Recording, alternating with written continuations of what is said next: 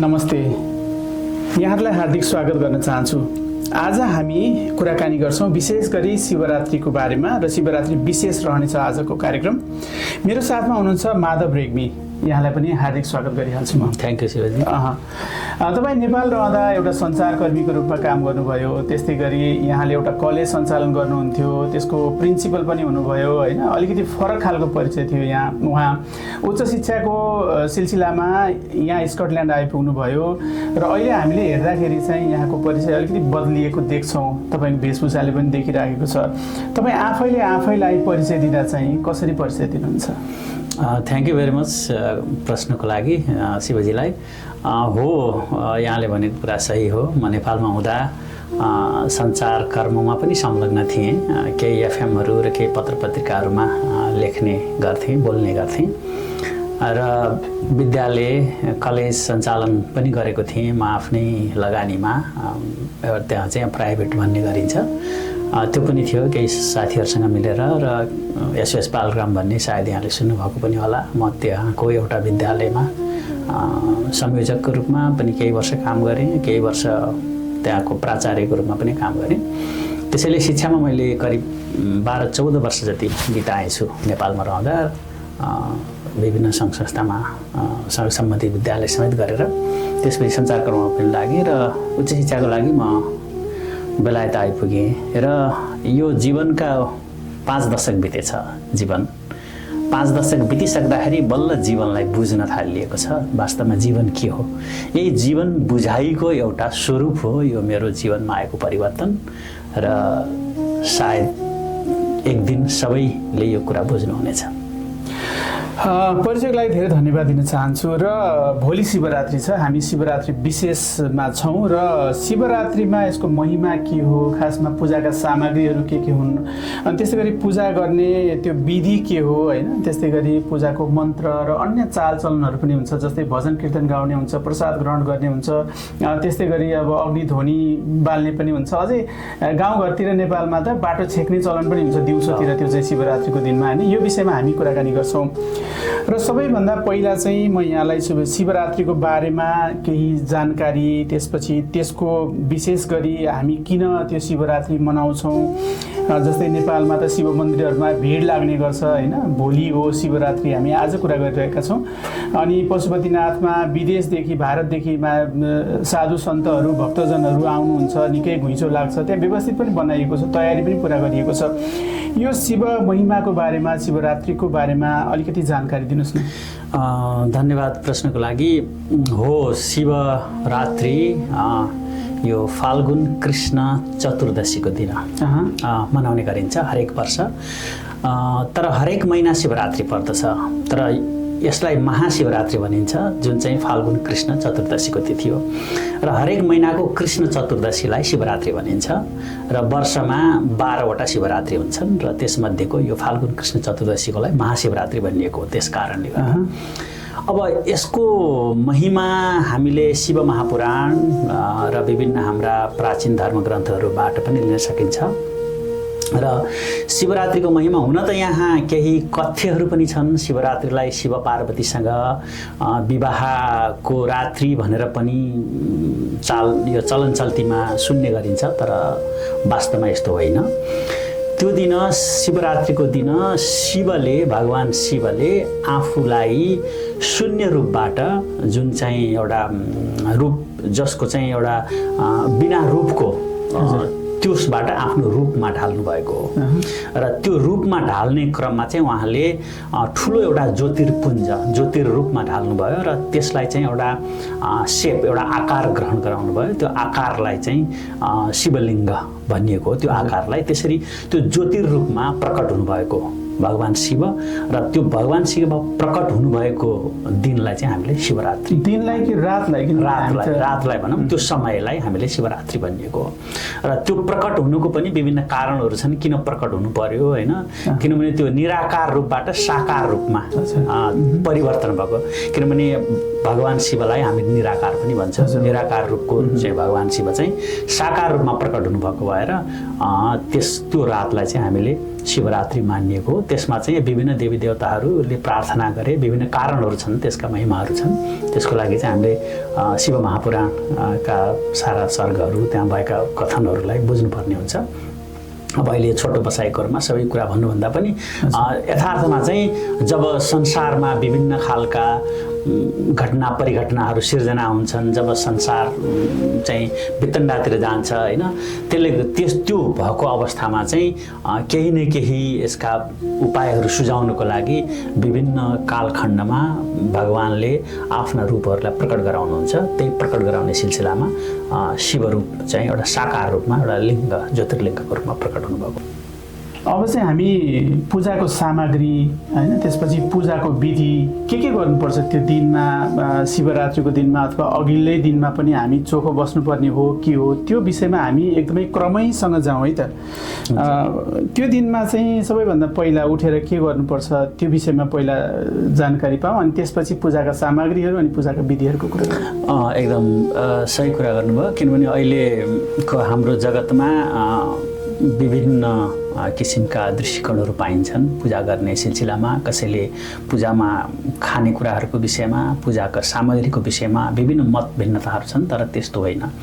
हाम्रो सनातन हिन्दू धर्ममा भगवानले चाहिँ के भन्नुभएको छ भने यसमा चाहिँ पूजाको लागि मलाई कुनै किसिमको त्यस्तो भनौँ न ठुलो चिजहरूको समर्पण गर्नुपर्ने जरुरी छैन। भाव सबभन्दा ठुलो कुरा हो। हाम्रो सनातन हिन्दू धर्मको सबभन्दा ठुलो एउटा कुरा नै यही हो कि भाव चाहिँ प्रकट गर्नुपर्छ। तपाईँसँग निस्वार्थ भाव हुनुपर्छ, एउटा आफूले चाहिँ एकदमैसँग उत्कट अभिलाषा राख्नुपर्छ, भगवानप्रति भक्ति राख्नुपर्छ, त्यो। अब यहाँले पूजा सामग्री र अनि चाहिँ समय र विभिन्न कुराहरू गर्नुभयो। हाम्रो सामान्यतः के छ भने दिनलाई चाहिँ हामीले 8 प्रहरमा भाग लगाउँछौँ। सूर्योदयदेखि सूर्यास्तसम्मलाई 4 प्रहर र सूर्यास्तदेखि बिहानको सूर्योदयसम्मलाई अर्को 4 प्रहर गरेर हामीले 8 प्रहरमा भाग लगाउँछौँ। यो 8 प्रहरमध्ये जति चाहिँ घन्टा हुन्छ भन्न त अब सामान्यतः मान्छेले बुझ्ने भाषामा भन्दाखेरि 12 घन्टालाई 12 घन्टाको दिनरात गऱ्यो भने पनि मान्छेले बुझ्ने भाषामा भन्दाखेरि सुरुका 3 घन्टा, त्यसपछिको 3 घन्टा, त्यसपछिको 3 घन्टा, त्यसपछिको 3 घन्टा भन्ने अर्थमा बुझिन्छ।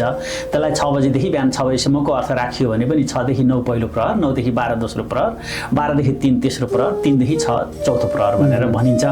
तर त्यसो होइन, खासमा सूर्यास्तदेखि सूर्योदयसम्मकोलाई रात मानिने हो। त्यसलाई 4 भाग लगाउने र पछिल्लो चौथो प्रहर चाहिँ लाई हामीले ब्रह्म मुहूर्त भनेर भन्छौँ। त्यो नै सबभन्दा एकदमै उपासनाको लागि, स्नान आदि कर्म गर्नको लागि, ब्रह्म कर्म गर्नको लागि सबभन्दा उत्तम मुहूर्त मानिन्छ। भनेको त्यो चाहिँ अघिल्लो दिनमा कि कुन चाहिँ त्यो प्रहर कतिखेर पर्छ? त्यो प्रहर चाहिँ जस्तो शिवरात्रिको रातमा हामीले विशेष गरी शिव आराधना गर्छौँ भने त्यो दिन बिहान जुन हुन्छ नि, त्यो बिहानको समयलाई हामीले त्यो चौथो प्रहर मानेका हुन्छौँ। त्यो दिनको सुरुवात हो।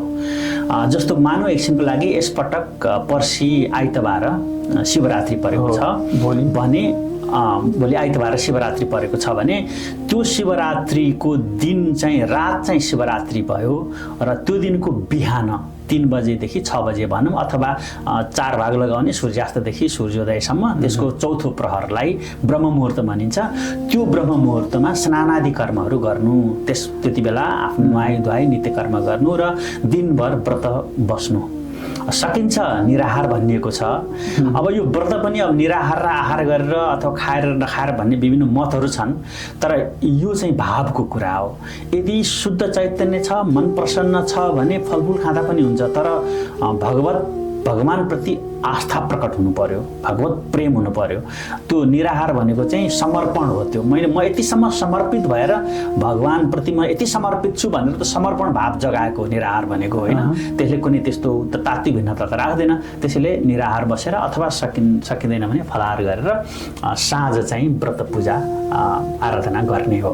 व्रत पूजा आराधनाको लागि पूजाका सामग्रीहरूको बारेमा पनि कुरा गरौँ। कति त मन्दिरहरूमा जानुहुन्छ होइन, कति ठाउँमा चाहिँ अब विदेशहरूमा त त्यस्तो खालको पूजाको कार्यक्रमहरू आयोजना गरिएको हुन्छ, तर कति चाहिँ घरमै पूजा गर्न चाहनुहुन्छ, उहाँलाई कति मन्त्र पनि थाहा हुँदैन होइन, ओम नमः शिवाय भन्नुहुन्छ, अरू आफूले जानेको भन्नुहुन्छ, तर यसको पनि विशेष मन्त्रहरू छ होला होइन। त्यसरी कुन कुन सामग्री चाहिँ अनिवार्य जस्तै हुन्छ, कुन कुन सामग्री पूजाका सामग्रीहरू ठिक पार्नुपर्छ पूजा गर्नु अघि, अनि त्यसपछि पूजामा बस्नुपर्छ, त्यो पूजाका सामग्रीको बारेमा पनि अलिकति जानकारी दिउँ, जसले गर्दाखेरि सबैलाई सजिलो हुन्छ पूजाको सामग्री जुटाउनको लागि।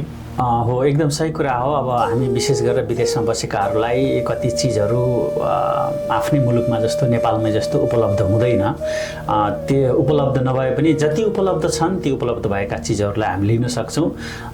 पूजाको विधिमा शिवको पूजा आराधनाको लागि त्यस्तो स्पेसल्ली एकदमै यस्तो फरकै भन्ने चिज छैन। यसको लागि सामान्यतः अरू पूजा गरेकै जस्तो सामग्रीहरू हो, जस्तो जौ तिल कुश चन्दन अक्षता, यति चाहिँ 5 वटा, जौ तिल कुश चन्दन अक्षता, यी 5 वटा चिजहरू भए। अनि त्यसपछि फुल भयो, अनि प्रसादको रूपमा फलफुल हामी प्रयोग गर्न सक्छौँ। अनि त्यसपछि भगवान् शिवको लागि चाहिँ यदि निराहार बसिएको छ, व्रत बसिएको छ र शिवप्रति एकदम समर्पित भएको छ भने बेलपत्र उपलब्ध हुन्छ भने बेलपत्र चढाउने महिमा छ, बेलपत्रको छुट्टै महिमा छ शिवप्रति। त्यो पनि बेलपत्र पनि 3 वटा पात भएकोलाई अझ दुध चढाउने पनि चलन छ शिवलिङ्ग। त्यो चाहिँ म भन्दैछु, त्यो चाहिँ त्यो विशेष चाहिँ स्नान हो। त्यसलाई चाहिँ हामीले स्नान गर्नको लागि अब शिवलाई चाहिँ हामीले महास्नान गराउँछौँ। त्यहाँ पूजाको चाहिँ केही त्यसलाई हामीले 2-3टा भाग लगाउनु पर्ने हुन्छ। त्यसलाई पूर्वाङ्ग भन्ने एउटा हुन्छ।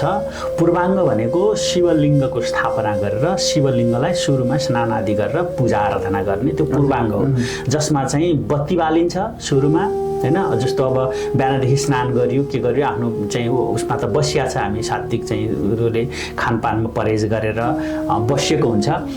त्यस पछाडि चाहिँ हामीले पूर्वाङ्ग गर्छौँ। पूर्वाङ्ग भनेको चाहिँ भगवान् शिवको त्यो मूर्तिमा अथवा चाहिँ एउटा शिवलिङ्गमा पूजा गर्ने, जसरी हामीले अरू देवी देवताहरूलाई घरमा दैनिक पूजा गर्छौँ त्यही ढङ्गले पूजा गर्ने हो। जौतिल कुश चन्दन अक्षता आदि इत्यादिले पूजा गर्ने, बेलपत्र चढाउने। अब कुनै अब धतुरोको फुलहरू धतुरोको चाहिँ उयोहरू छ भने, फल छ भने त्यो पनि भगवान् शिवको लागि प्रिय मानिन्छ, त्यो चढाइदिने र सामान्य अरू पूजा गरे जस्तै गरेर गर्ने। तर भगवान् शिवलाई गर्दाखेरि एउटा बेलपत्र र धतुरोलाई त्यसको छुट्टै महिमा छ, त्यो चाहिँ चढाउने गरिन्छ।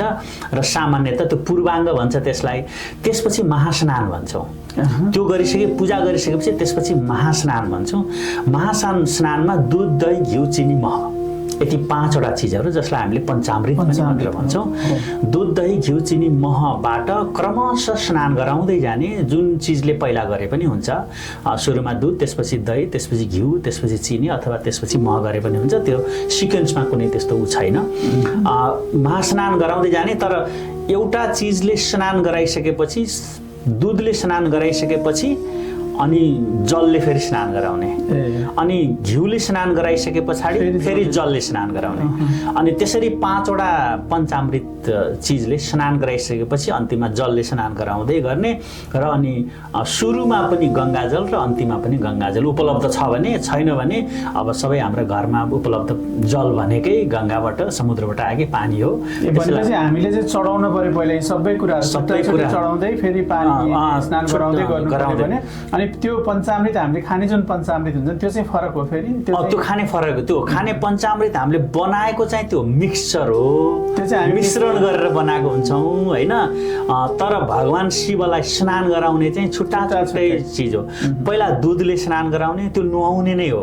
अनि घिउले स्नान गराउने, त्यो घिउले नुहाइदिने हो। त्यो रुद्राभिषेक भनेको त्यही हो। रुद्राभिषेक भनेको त्यही हो। त्यसलाई रुद्राभिषेक भन्छ। रुद्र अभिषेक। रुद्र भनेको भगवान् शिवलाई अभिषेक नुहाइदिने, स्नान गराइदिने। त्यसमा चाहिँ हामीले यो 5वटा चाहिँ अमृतबाट स्नान गराउने, दुधबाट स्नान गराउने, त्यसपछि जलले स्नान गराइदिने, अनि फेरि घिउले स्नान गराइदिने, अनि फेरि जलले स्नान गराइदिने। त्यही भएर अब जस्तो घिउ, चिनी, मह यिनीहरू चिजहरूको त्यो पदार्थको गुणहरूको कारणले गर्दाखेरि हामीले के गर्छौँ भने हातमा लिएर शिवलिङ्गलाई मजासँग चाहिँ अब मालिस गरिदिने, क्यारिदिने, पुछ्ने, क्यार्ने पनि गर्छौँ होइन। कसैले माथिबाट चिनी अथवा घिउ चाहिँ गरिदिएर स्नान गराएर त्यो माथिबाट जलले गर्ने पनि गर्छौँ। त्यो आफ्नो प्रक्रियाहरू हुन्, त्यसमा केही फरक पर्दैन। त्यसरी गर्ने र अनि अन्तिममा चाहिँ गङ्गा स्नान गराइदिने। गङ्गा स्नान गराएपछि त्यो चाहिँ रुद्राभिषेक हो, त्यो चाहिँ अभिषेक हो। त्यो गर्दाखेरि यदि सकिन्छ भने त्यहाँ चाहिँ रुद्राभिषेक रुद्री पाठ छ। त्यो अभिषेक गराउँदाखेरि रुद्री पाठ छ, जुन चाहिँ ओम गणनान्ता गणपति गौ हवामहे निधिनान्ता निधिपति गौ हवामहेबाट सुरु हुन्छ। त्यसपछि गएर अन्तिममा शान्ति पाठ भन्ने छ। त्यहाँ रुद्राभिषेक चाहिँ गराइसके पछाडि अनि त्यसैमा चाहिँ हाम्रो सहस्र शीर्षा पुरुष भन्ने छ दोस्रो अध्याय। त्यसपछि गएर शिवको महिमाको छ अर्को। त्यसपछि यस्तै गरेर त्यो स्ट्यान्जा थुप्रै अध्यायहरू छन्।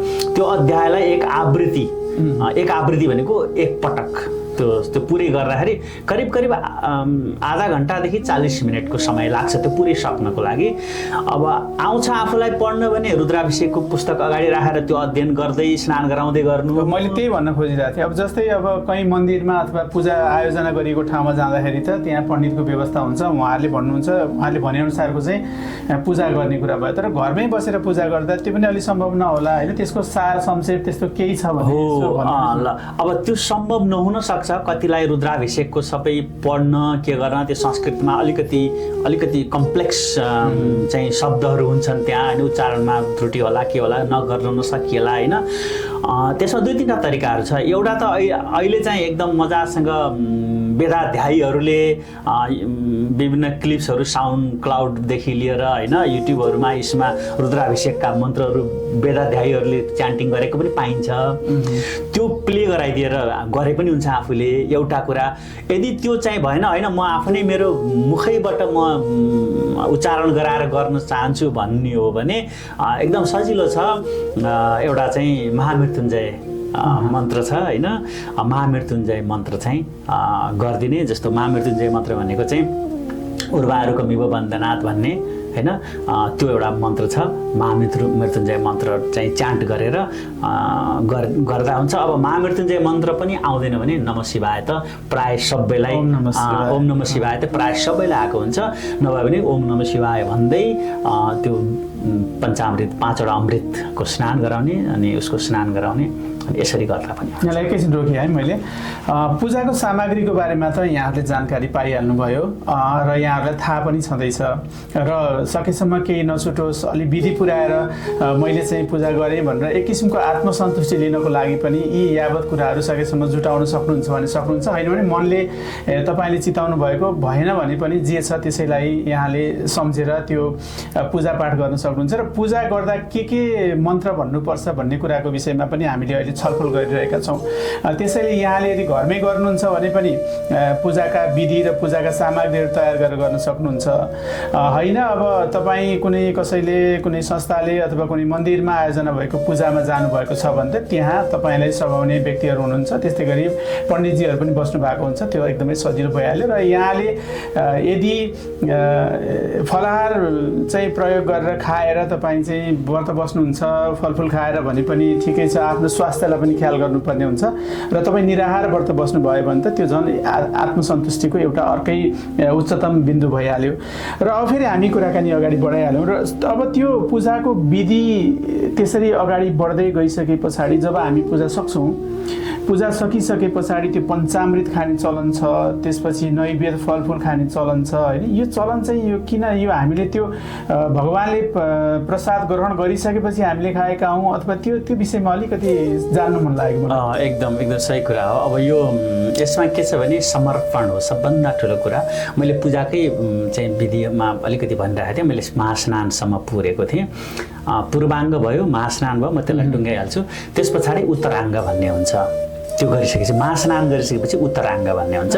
उत्तराङ्ग भनेको उत्तराङ्गमा चाहिँ फेरि के हुन्छ, भगवान् शिवको जुन शिवलिङ्ग छ, शिवलिङ्गलाई नुहाइधुवाइ गरिदिइसकेपछि अनि शिवलिङ्गमा चाहिँ विभिन्न पहिरनहरू आभूषणहरू लगाइदिने, त्यो पूजाको समापन गर्ने, पूजाको चाहिँ त्यसलाई उत्तराङ्ग भन्छ। त्यो उत्तराङ्ग विधि हो, उत्तरार्धपट्टिको विधि उत्तराङ्ग भन्छ। त्यसलाई चाहिँ अब भगवान् शिवलाई रुद्राक्षमाला लगाइदिने, श्रृङ्गार गरिदिने, चन्दन लगाइदिने, कपडाहरू लगाइदिने होइन, शिवलिङ्गमा गरेर त्यसलाई चाहिँ एउटा भनौँ सजाउ गरिदिने, अनि त्यो चाहिँ उत्तराङ्ग विधि हो।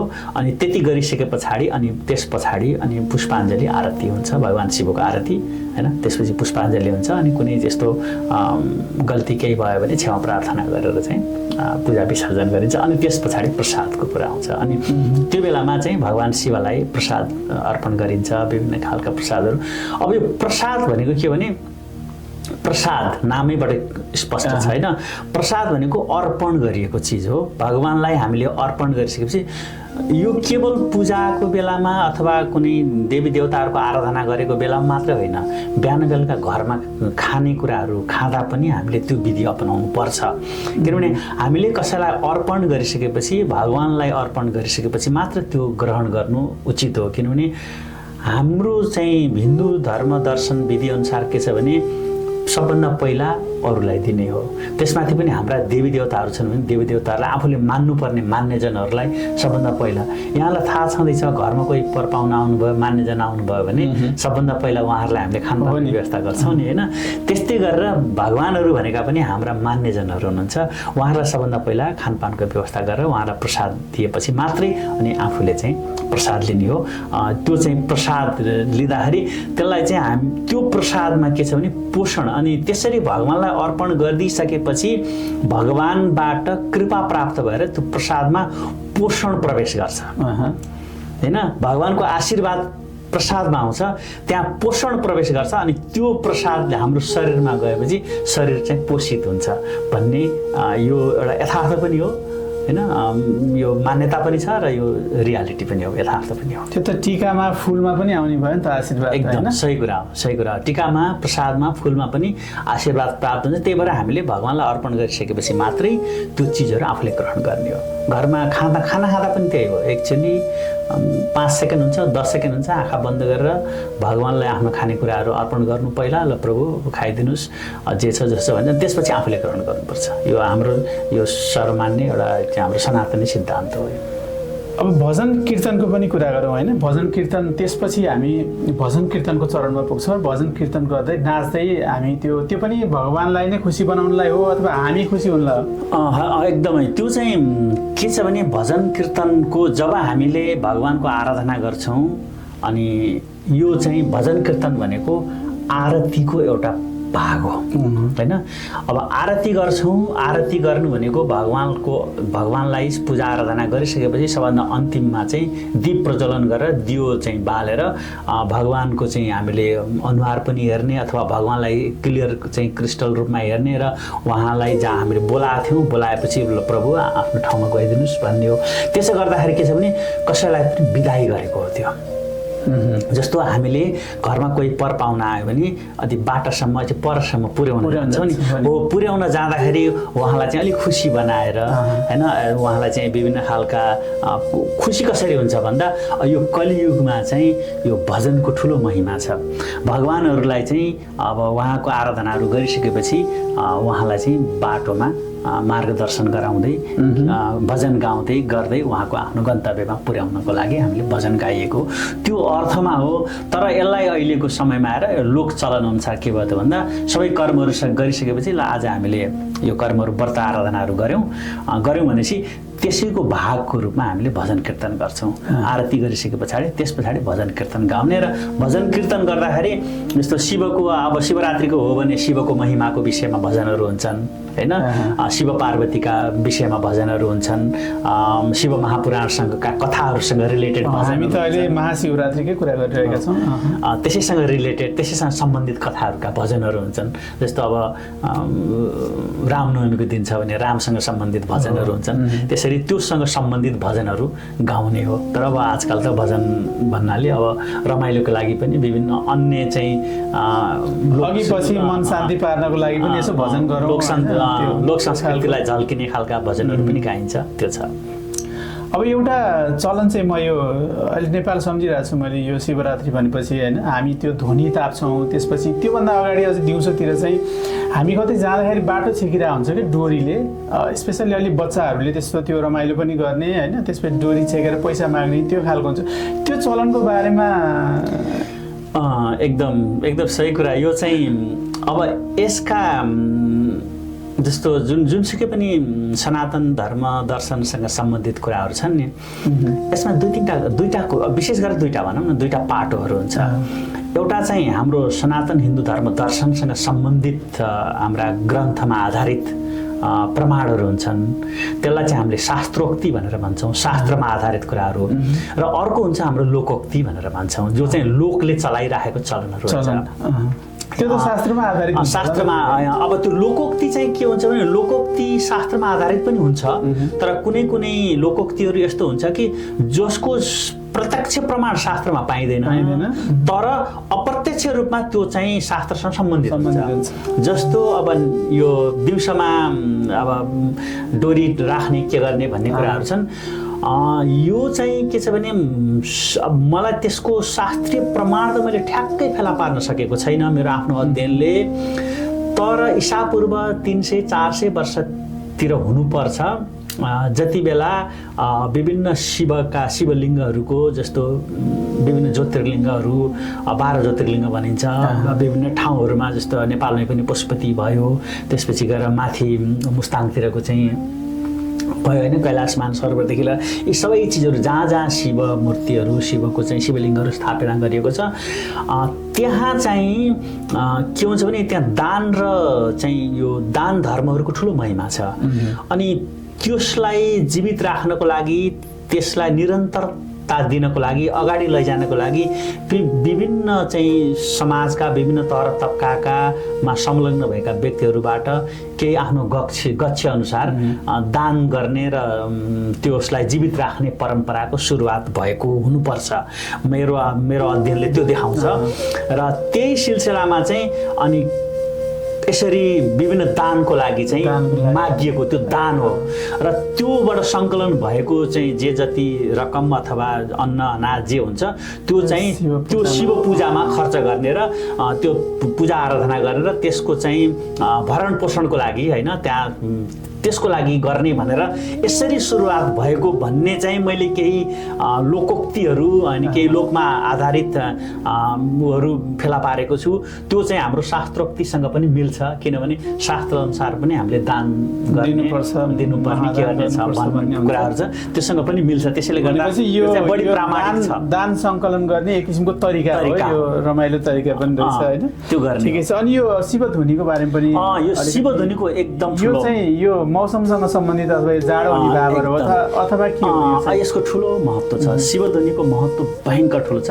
शिवध्वनि भनेको अघि मैले शिवको आराधना गर्दाखेरि अब शिवको चाहिँ ज्योतिर्लिङ्ग होइन, जसलाई हामी शिवलिङ्ग पनि भन्छौँ, शिवलिङ्गको प्रादुर्भाव भएको कुरा गरेँ, त्यो शिव महापुराणमा पनि छ। शिवको प्रादुर्भाव भनेको जब संसारमा विभिन्न होइन चिजहरू हुन थाले, अब यी धर्म पापका विभिन्न कुराहरू भएपछि देवी देवताहरूले आराधना गरेपछि शिवको चाहिँ एउटा साकार रूप प्रकट भएको भनेर मैले भने, त्यो साकार रूप प्रकट हुँदाखेरि शिवको जुन साकार रूप छ नि त्यो चाहिँ ज्योतिर्लिङ्गमा होइन, त्यो चाहिँ ज्योतिर्लिङ्गको रूपमा चाहिँ प्रकट भएको होइन। त्यो ज्योतिर्लिङ्ग भनेको त्यो चाहिँ पुञ्ज हो, प्रकाश पुञ्ज हो, त्यो ज्वाला हो, त्यो अग्निको ज्वाला हो। त्यही भएर ऋग्वेदको पहिलो श्लोकमै पनि अग्निसँग सम्बन्धित श्लोक छ, त्यहाँ अग्निर्मिले पुरोहितम भन्ने होइन। अग्नि र ज्वालालाई चाहिँ हामीले शक्तिको रूप मानेका छौँ। संसारमा पञ्चमहाभूत छ, जहाँ चाहिँ पृथ्वी, पानी, हावा, अग्नि, आकाश, यी 5वटा चिजहरू छन्। त्यसमध्ये अग्नि एकदम प्रथम चिज हो र अग्निको चाहिँ उसबाट ज्योतिर्लिङ्गको प्रादुर्भाव भएको छ र त्यो ज्योतिर्लिङ्ग चाहिँ भगवान शिवको रूप हो। त्यो भगवान शिवको रूप भएको हुँदाखेरि त्यो रूपको आराधना गरिएको हो। त्यो आराधनाको प्रतीक स्वरूप त्यो ध्वनि बालिएको, ध्वनिलाई चाहिँ ज्योतिर्लिङ्गको प्रतीक मानिएको हो। त्यो प्रतीकलाई चाहिँ प्रतीकप्रति हामी नतमस्तक भएका हौँ। त्यहाँनिर त्यो प्रतीकमा ज्योतिर्लिङ्गको रूपमा हामीले ध्वनिलाई मानेर नतमस्तक हुनु। तर अब अहिले आएर चाहिँ अब विभिन्न यसलाई अन्य तरिकाबाट पनि हेर्न थालिएको छ। हामी आजको यो बसाइमा सकेसम्म छोटो मिठो अनि कसरी पूजा गर्ने भन्ने त्यो विधिको बारेमा, पूजा सामग्रीको बारेमा कुराकानी गरेका छौँ र अन्त्यमा आइसकेका छौँ। हामी स्कटल्यान्डको पनि एबर्डिनमा बस्छौँ। यहाँ त स्कटल्यान्डको सबै ठाउँमा गइराख्नु भएको हुन्छ होइन। र अब यो भोलिको महाशिवरात्रिको पूजाको विशेष कार्यक्रमहरू चाहिँ स्कटल्यान्डभरिमा कहाँ छ त्यो चाहिँ जानकारी दिनुहोस् न। एकदम सही कुरा। अब हामी बेलायतको पनि यो सुदूर उत्तर क्षेत्र स्कटल्यान्डमा छौँ। स्कटल्यान्डमा विशेष गरेर हाम्रा 5-6वटा ठाउँहरू छन्, मन्दिरहरू छन्। यदि हामीले एकदम नर्थ इस्टबाट सुरु गऱ्यौँ भने एबर्डिन भन्ने एउटा सहर छ, जुन चाहिँ स्कटल्यान्डको तेस्रो ठुलो सहर पनि भन्छौँ, जहाँ अहिले हामी पनि बसिरहेका छौँ। एबर्डिनमा चाहिँ हाम्रो 2 ठाउँमा भोलि शिव आराधनाहरू हुँदैछ। एउटा एबर्डिनमै एउटा मन्दिर छ, हिन्दू मन्दिर, त्यहाँ पनि शिवरात्रिको पूजा हुँदैछ। र अनि अर्को चाहिँ नेपालीहरूको घना बस्ती भएको एउटा ठाउँ छ एबर्डिन, त्यहाँ चाहिँ हिमालयन एसोसिएसन स्कटल्यान्ड भन्ने संस्था छ, उसले पनि शिवरात्रिको पूजा आराधना गर्दैछ, जहाँ म आफै पनि स्वयं संलग्न हुँदैछु। त्यसपछि मलाई विगत वर्षदेखि संलग्न छु। मलाई हुन त यहाँ डन्डीबाट पनि निमन्त्रणा आएको छ, तर के शरीरले चाहिँ यो दूरीको कारणले गर्दा म सबै ठाउँमा जान नसक्ने र अब आफ्नै ठाउँलाई प्राथमिकता दिनुपर्ने पनि हुन्छ। डन्डी भन्ने एउटा यहाँबाट करिब 1.5 घन्टा, 1.25 घन्टाको ड्राइभमा 70 माइल एबर्डिनबाट दक्षिणपट्टि साउथ वेस्टपट्टि छ। 114 किलोमिटर करिब जान्छ। त्यहाँ एउटा मन्दिर छ जहाँ चाहिँ टेसाइड हिन्दू टेम्पल भनेर भनिन्छ। त्यहाँ पनि भोलि शिवको महिमा हुँदैछ, भजन कीर्तन छ। अनि त्यसपछि इडिनब्रा भन्ने ठाउँ छ। इडिनब्रामा एउटा 2टा हिन्दू मन्दिर छ। त्यहाँ स्कटल्यान्डको राजधानी पनि हो। त्यहाँ 2वटा हिन्दू मन्दिर छ। त्यो 2वटै हिन्दू मन्दिरमा शिव आराधना, शिव भक्त, शिव पूजा हुँदैछ। त्यसपछि गएर ग्लास्को भन्ने ठाउँ छ। ग्लास्कोमा 3वटा छ। एउटा नितान्त नेपालीहरूबाटै सञ्चालित छ, जसलाई चाहिँ ग्लास्को पशुपति मन्दिर पनि भन्ने प्रसिद्ध नाम छ। त्यहाँ पनि शिव आराधना र शिव पूजा हुँदैछ। त्यसपछि अर्को एउटा ग्लास्कोको ओम मन्दिर छ, त्यहाँ पनि हुँदैछ। र अनि त्यस्तै गरेर अर्को ग्लास्को हिन्दू मन्दिर छ, त्यहाँ पनि हुँदैछ। यसरी ग्लास्कोमा 3, मेरो जानकारीमा आएअनुसार ग्लास्कोमा 3 ठाउँमा, एडिनब्रामा 2वटा, 5वटा भयो, डन्डीमा एउटा 6वटा गरेर एबर्डिनमा 2टा गर्दाखेरि झन्डै 8-9वटा ठाउँहरूमा मेरो जानकारीमा आएसम्म छ। अब हुन त विभिन्न समूहगत हिसाबले नेपालीहरू जो चाहिँ हिन्दू धर्मावलम्बीहरू हुन्छ, अरू मुलुकका पनि हिन्दू धर्मावलम्बीहरू एकत्रित भएको ठाउँमा आफ्नो ढङ्गले पनि गरिराख्नु भएको होला, त्यो मेरो जानकारीमा नआएको पनि हुनसक्छ। तर मठ मन्दिर र एउटा सङ्गठित हिसाबले गर्दाखेरि स्कटल्यान्डभरि 8 ठाउँमा रहेछ अहिलेसम्म मेरो जानकारीमा। हस्, यहाँलाई धेरै धेरै धन्यवाद दिन चाहन्छु यहाँको समय र यो संवादको लागि, किनभने हामीले यो विषयमा जानकारी दिन यहाँ जमघट भएका छौँ, 2जना छलफलमा छौँ र यो छलफलले पक्कै पनि यहाँको पूजामा केही न केही सघाउ गर्नेछ भन्ने अपेक्षा पनि लिएका छौँ र हामी आगामी दिनमा पनि यस्तै सम्बन्धित विषयवस्तुमा कुराकानी गर्नेछौँ। अझ हामी अलिक समसामयिक विषयवस्तुमा अर्को दिन पनि माधव रेग्मीज्यूसँग कुराकानी गर्नेछौँ। आजको लागि भने हामी झन्डै बिदा हुने अवसरमा छौँ। केही भन्नु छ अन्त्यमा? होइन, केही छैन। अब शिवरात्रिको शुभकामना छ सबैलाई र यहाँले अब सक्नुहुन्छ त्र्यम्बकम यजामहे सुगन्धिम पुष्टिवर्धनम उर्वारुकमिव वन्दनात् मृत्युर्मुक्षीयमामृतात्। यो शिव महामन्त्र हो। शिव महामन्त्रबाट महाभिषेक गर्नुहोस्, भगवान् शिव प्रसन्न हुनुहुनेछ। अब यसको यहाँले अर्थ बुझ्नु खोज्नुभयो, के गर्नुभयो भने त अहिले त सामाजिक सञ्जालदेखि लिएर विभिन्न इन्टरनेटका माध्यमहरूबाट सबै कुराहरू बुझ्नु पनि सकिन्छ। यहाँहरू सबैलाई शिवरात्रिको हार्दिक हार्दिक मङ्गलमय शुभकामना छ। ओम नमः शिवाय।